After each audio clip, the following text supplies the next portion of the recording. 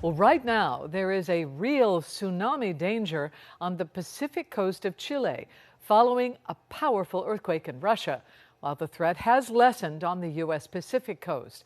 A magnitude 8.8 earthquake struck in eastern Russia overnight, creating dangerous waves headed toward the northern Pacific, Alaska, Hawaii, and U.S. West Coast.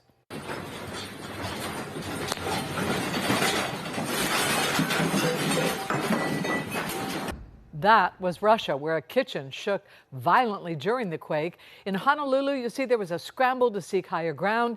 In Japan, thousands rushed to evacuation areas with memories fresh of the 2011 earthquake and tsunami there. Some seeking safety on top of buildings. The roads are full, people trying to move.